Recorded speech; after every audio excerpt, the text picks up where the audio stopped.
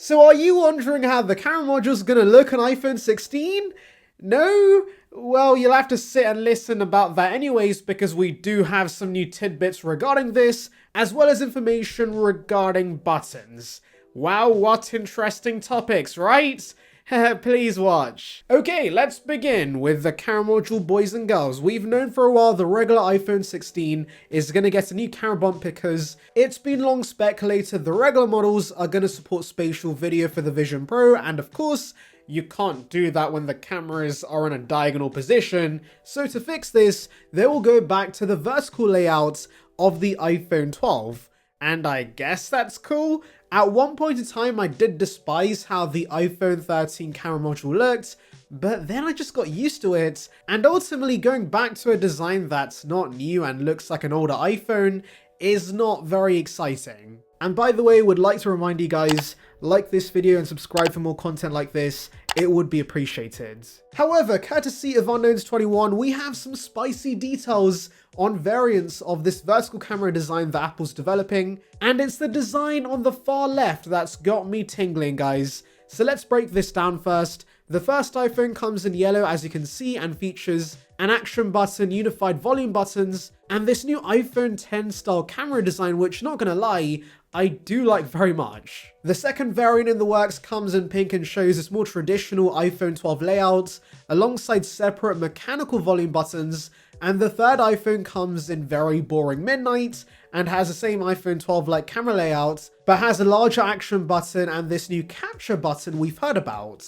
Now, upon seeing this report, I was actually very excited about the banana yellow iPhone. It's fair to say the iPhone for a couple of generations now has been the same on the back, and of course, I know you're not going to be staring at the back of your phone 24/7, so it ultimately wouldn't matter, but a design refresh would be nice. Even I in the past have said I don't care about a new camera module, but I'll be honest guys, after seeing this design Apple's possibly testing, I would actually be down for this because it would actually help the iPhone 16 stand out as a new iPhone. However, all my hopes and dreams of this happening were immediately shattered because further down in the report it's mentioned the black design, aka the most boring design, is apparently the final design we're currently expecting, which is very sad news because this basically looks like the iPhone 12. Apparently this iPhone style module has been used more extensively in Apple prototypes, but please Tim, I beg of you, give us something actually exciting and give us that yellow iPhone instead. I think a fresh design on the back would certainly be nice, and it would benefit you guys because the easiest way non-techies could realize, oh wow, this is a new iPhone, is by actually giving us design changes and not letting this be yet another variation of the iPhone 12 design. And thankfully for me, Unknowns21 says that nothing has been finalized, though to be fair, they might be saying that just to save themselves in case this report ends up being completely false. Anyways, they go on to say that whilst the cameras are moving around on the iPhone, the flash is going to stay exactly where it is right now, which I have no thoughts about. It's a flash for God's sakes, but anyways, what's interesting is that the yellow iPhone does have unified volume buttons, which could suggest Apple still wants to give us haptic buttons. This was in the works for iPhone 15 but ultimately got cancelled, and as I expressed back then, I certainly would not be against this. If you can swipe on them to reduce and increase the volume, that would be pretty neat. So let's see if they actually materialize with iPhone 16 and whether the regular phones get them or only the Pro phones get this upgrade,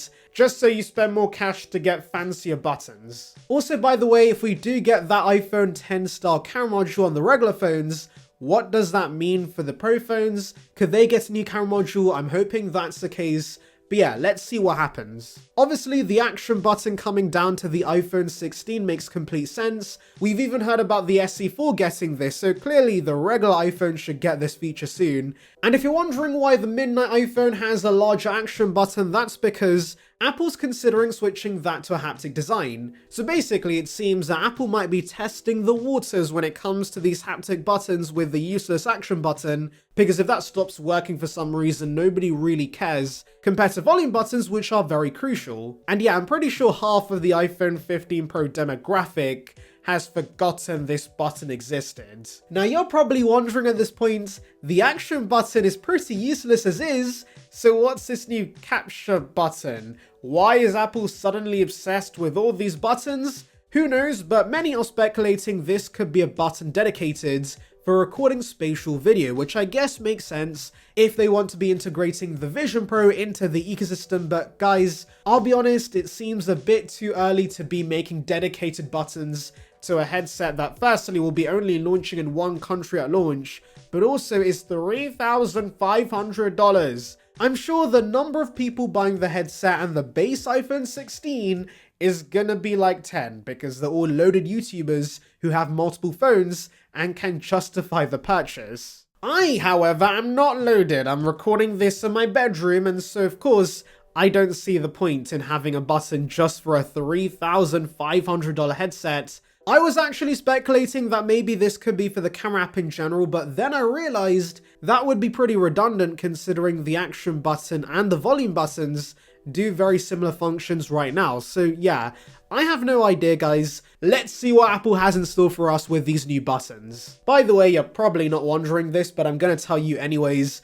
This will also be a haptic button, so again, it seems Apple wants to be switching to haptic buttons and is testing the waters with these additional buttons first. The capture button also takes the place of the millimeter wave strip on US models, so that's now switching to the left side. The front of these prototype models apparently have no changes, so if you were hoping these base iPhones can now gain slimmer bezels like the iPhone 15 Pro got, unfortunately that's not the case, though to be fair, the bezels right now on the regular 15 are more than fine. They're definitely not chunky. These will also continue to have the dynamic island and the Type-C ports, and the colors we see here could be the final colors we get. Apparently some of the prototypes are also based on cancelled iPhone 15 colors. So yeah, clearly it seems Apple's continuing with the pastel shades, which I very much hate because I want some bold and bright iPhones again. We need iPhone XR-like colors again. Overall guys, these iPhones will just be your usual spec upgrades. I discussed this last year too, but the years of groundbreaking changes on a yearly basis are over, and so from now on guys,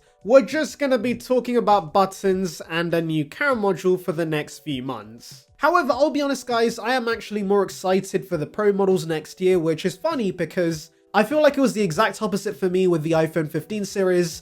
I was not excited about the Pros, but the regular phones had some exciting changes. But with the 16 series, the Pro phones are the ones that get me hella excited. The first thing is undoubtedly larger displays. We've heard the Pro and Pro Max can now be 6.3 inches and 6.9 inches, and I don't care what others say, bigger is always better. Sorta. I'm actually not excited for the 6.9 inch Pro Max, but it's the 6.3 inch Pro that's piqued my interest. I'm currently using a 14 Pro Max and would like to downsize, but I think 6.1 inches would be a little too small, so of course 6.3 inches could be the sweet spot. Also remember that because it's getting slightly bigger, we can expect the 5x telephoto in the regular Pro, which is great, and also a larger battery, which I would love to see. The displays are also getting brighter, and with the cameras, there's going to be a new 48 megapixel ultra-wide, which could be an interesting change because whilst the ultra-wide on the Pros right now aren't as bad as the ones on the regular iPhones, it's still notably softer than the main lens, and so I'm really hoping this new ultra-wide gives us crispier shots. That would be another major upgrade. And finally, we have heard about thermal upgrades, which I know many have wanted. Anyways, let me know your thoughts in the comments, make sure to like and subscribe for more content like this, and thank you for watching.